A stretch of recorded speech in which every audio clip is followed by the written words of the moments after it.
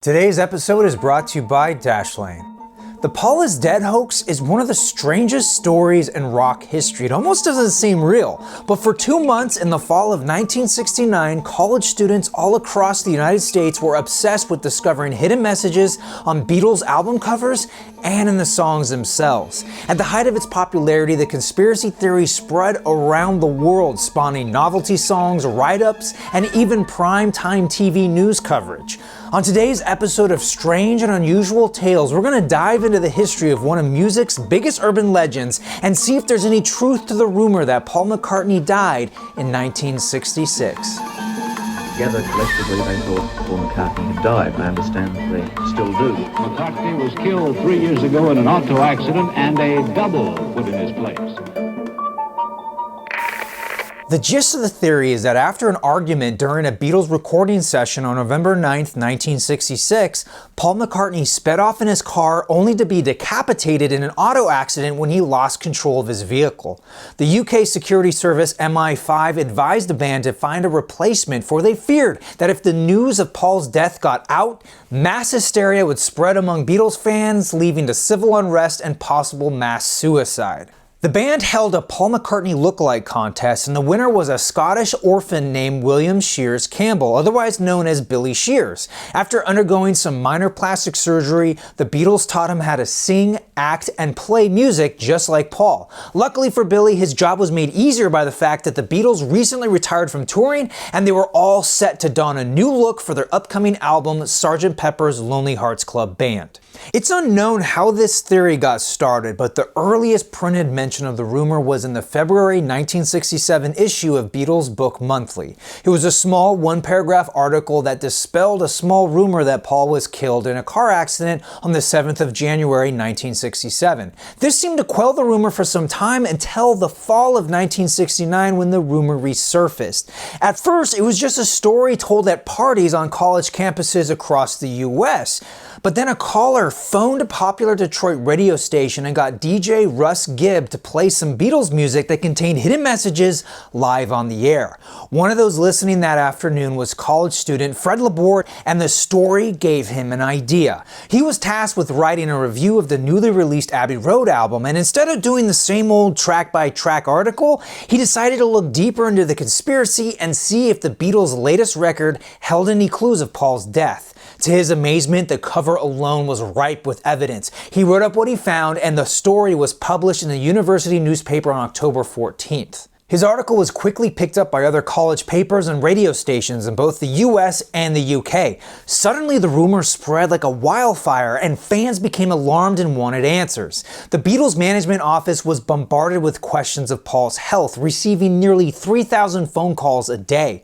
When McCartney was asked to confirm to the press that he was very much alive, he refused to give the rumor any credence, believing that the whole thing would just die down on its own. Paul just wanted to be left alone and live a quiet family life on his farm.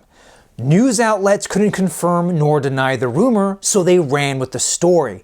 This resulted in the conspiracy becoming a mainstream topic of concern, producing many newspaper articles, opinion pieces, and novelty songs. Eager to get the final say on the matter, a group of reporters from Life magazine trespassed onto McCartney's Scottish farm during the last week of October. Paul was furious and initially chased them away, but after realizing the photographers captured some unflattering photos of himself, he called them back and agreed to an interview in exchange for the negatives. Paul became the cover story for the November 7th issue, and that seemed to settle the matter once and for all, with the rumor all but dying out after the magazine was published. Now, the bulk of the evidence for this theory revolves around the idea that the remaining Beatles were racked with guilt over hiding Paul's death, and so they left clues of the cover-up for the fans to discover. I don't have time in this video to cover every clue found since 1969, so instead my focus will be on the ones most widely cited at the height of the rumor's popularity. And we'll start with the first album since Paul's supposed death, Sgt. Pepper's Lonely Hearts Club Band. Now, the cover seems innocent enough until you look deeper and you see what others have described as a funeral. The Beatles are pallbearers, as they are all turned towards him, with Paul facing front, dead on. The British comedian Izzy Bond holds his open palm above Paul's head, signifying death in Eastern mysticism. Paul is the only member holding a black instrument, also a death indication. If you hold a mirror to the bass drum head, it reveals a hidden message. The number 1 plus the word 1 stands for the 11th month, or November. Then we see the Roman numeral for 9. This represents the day Paul died, November 9th, with the following message, he died, reinforcing this theory. As we move down the album, we see what appears to be a freshly buried grave with the shape of a left-handed guitar made out of flowers. Paul was the only left-handed member of the group, and if you look closely, you can see that the flowers spell out Paul ? Opening up the gatefold, we find a delightful picture of the Fab Four, but Paul has a patch on his shoulder with the letters OPD. Many believe this stands for officially pronounced dead, which is the British equivalent of DOA, or dead on arrival. Moving to the back of the album, the only Beatle with his back to us is Paul. Coincidence? Perhaps, but look where George is pointing. It's a lyric from She's Leaving Home. Wednesday morning at 5 a.m., the supposed time of Paul's death. The weird thing is, November 9th fell on a Wednesday in 1966. As we play the record, our first big piece of evidence happens right as the title track ends. You can hear the Beatles sing Billy Shears.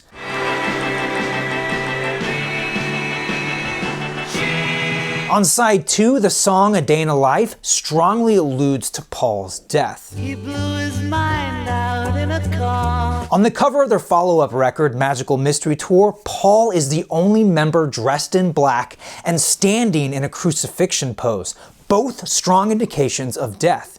Looking above, if we connect the stars together, a phone number is revealed. Depending on how you look at it, you could get one of a dozen different numbers.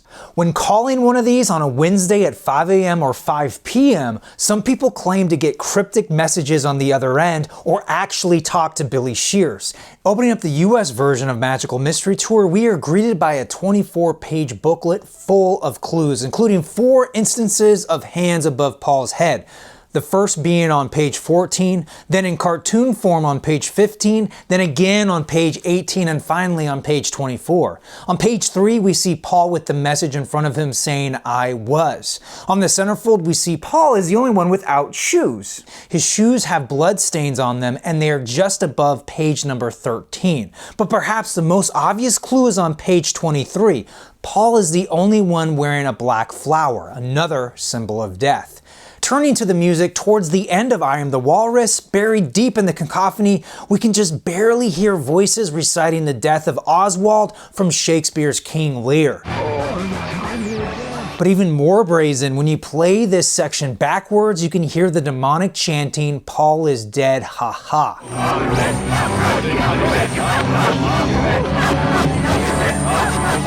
Flipping over to side 2, Strawberry Fields Forever reveals what appears to be John saying, I buried Paul. While the White Album itself lacks any visual clues, looking at the included poster, we find the only known photo of Billy Shears, pre-plastic surgery.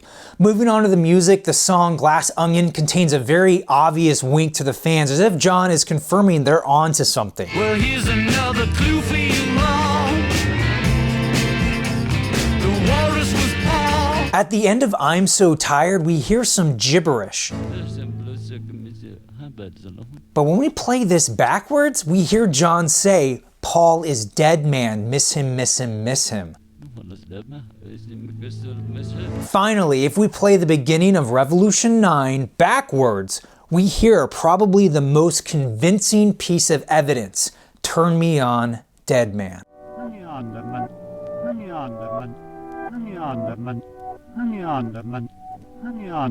Yellow Submarine provides almost no clues other than yet another hand above Paul. Moving on to Abbey Road, the cover shows the Beatles walking away from what appears to be a cemetery. John leads a procession dressed in white, looking Christ-like with his long hair. Ringo follows, dressed in black, resembling an undertaker. Paul walks behind, out of step with the rest of the Beatles, and holding a cigarette in his right hand, contrary to the real Paul, who is left-handed.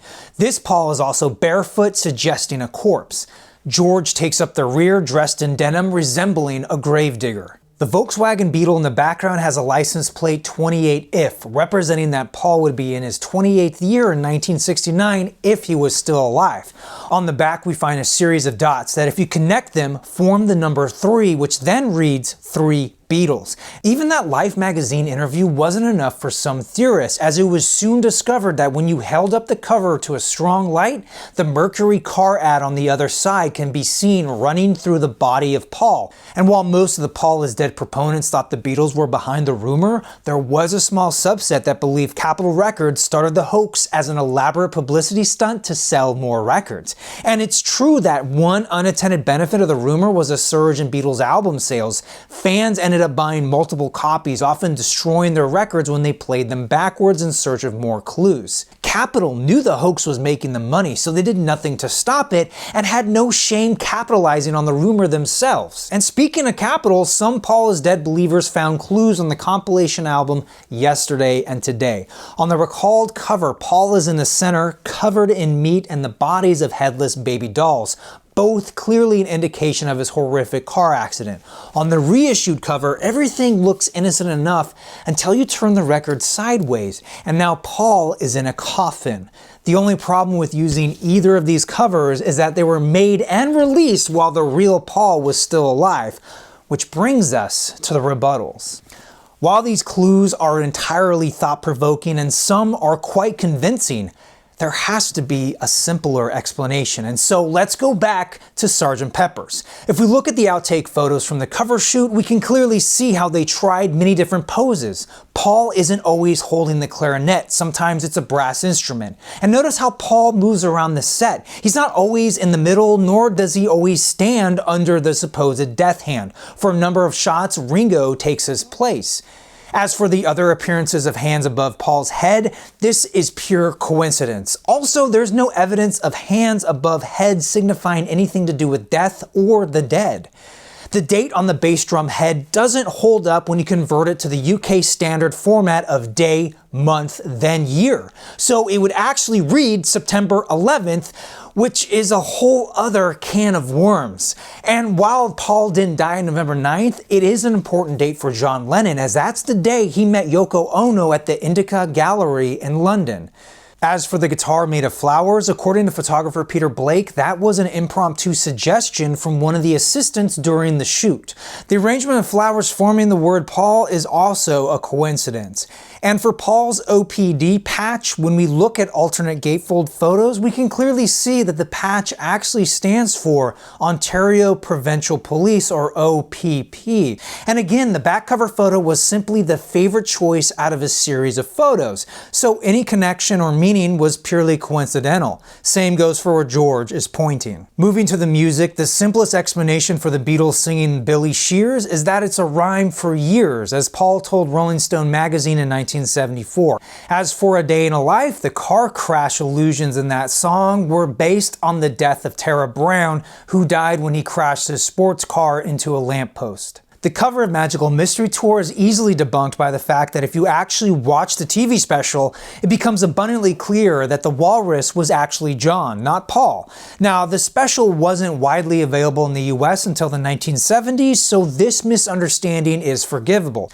But wait a minute, if John really was the walrus, why would he sing otherwise on Glass Onion? Well, in an interview for Playboy magazine, John says he wrote that line as a joke, as he was feeling guilty for choosing Yoko over Paul. Not to mention, Glass Onion was written in 1968, well before the fervor of the Paul is dead rumor.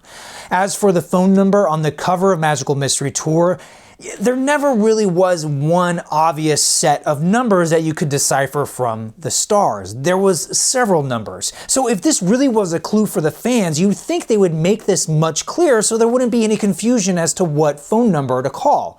Turning to page 3 of the booklet, the message in front of him should actually read "I-U was." Bad English for sure, but not so much a death clue. Paul without his shoes on isn't a symbol of death, but more a reflection of his personal choice. Who knows, maybe his feet get really hot all the time, I don't know. As for the shoes having blood stains, isn't it far more likely that it's a reflection of the red bass drum that they're next to? As for them being above page 13, a lucky coincidence. But what about that black flower Paul is wearing? Well, he said in his Life magazine interview that they ran out of red flowers. Now, this doesn't really explain away all doubt, as he can be clearly seen dancing with a bouquet of red flowers in the special. Now, the section of King Lear heard on I Am the Walrus was recorded on the fly. Pure coincidence. They literally turned on the radio while they were mixing that song, and it just so happened to capture that scene. The backwards section is really up to interpretation, and it says more about the power of suggestion than actually saying Paul is dead. But what about John saying I buried Paul at the end of Strawberry Fields Forever? Well, if you listen to an alternate take on the Beatles Anthology 2, you can clearly hear him say cranberry sauce. Moving on to the White Album, the photo of Billy Shears is more likely just McCartney wearing glasses. Maybe it's even a passport photo. The backwards message at the end of I'm So Tired doesn't say Paul is dead, man, miss him, but it's actually forwards with John saying, Monsieur, Monsieur, how about another one? Beatles biographer, historian, and authority Mark Lewinson confirmed this when he listened to the master tapes. However, I can't explain away the eerie coincidence of Turn Me On, Dead Man on Revolution 9. It is what it is. Moving on to Abbey Road, Fred Laborde admits to making up all the clues he listed in his 1969 newspaper article. As for Paul being barefoot, it was a hot day out and he kicked off his sandals to be more comfortable. Outtake photos confirm this, and they also dispel any significance with the way he's walking. They only took 6 photos for the cover, and the one with Paul at a step simply looked the best. As for the Volkswagen, photographer Ian McMillan states that they tried to get it moved for the photo, but the owner couldn't be found. Since they were blocking traffic to take the photo, there wasn't enough time to get it towed, and so the car stayed.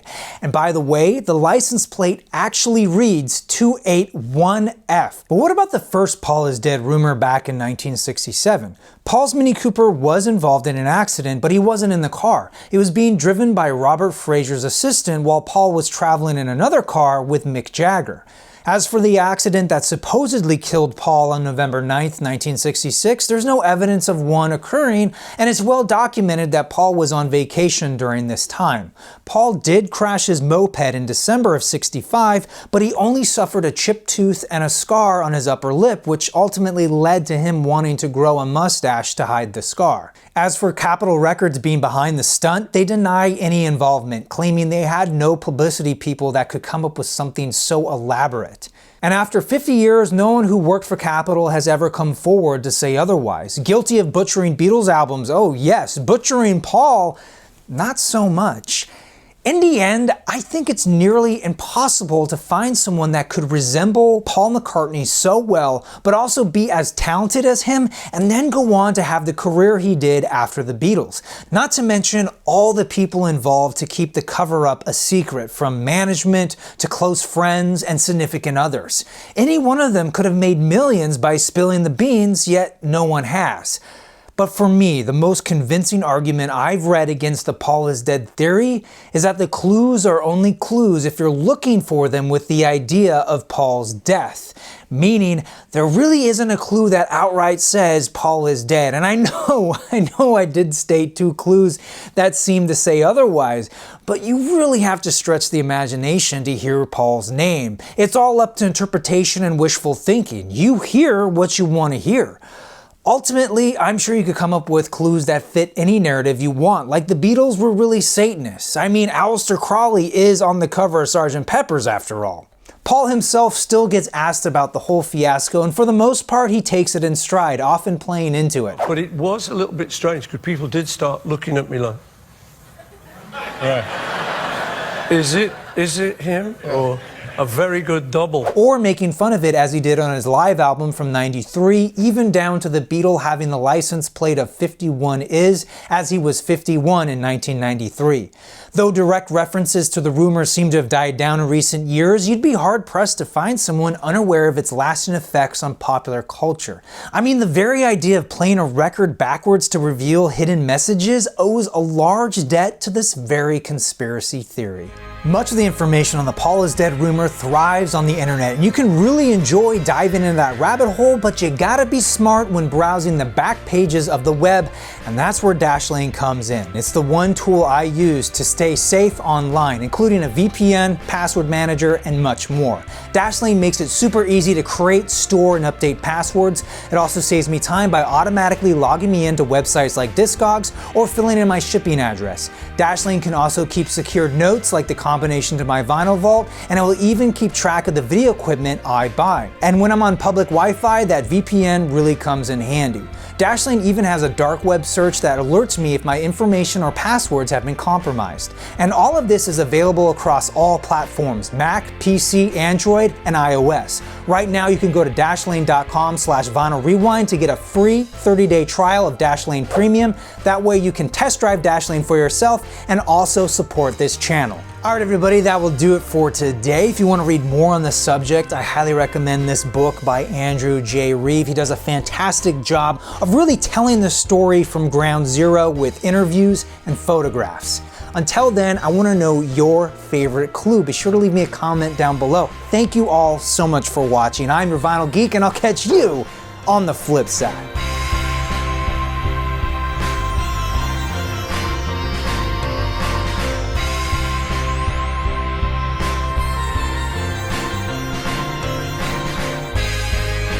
Hey everybody, thanks so much for checking out this first installment of Strange and Unusual Tales. I hope you enjoyed it. If you want to see more Beatles content, I put a playlist right there, as well as a video that YouTube will choose for me. If you like what you see, I put out new videos every Tuesday and sometimes Fridays.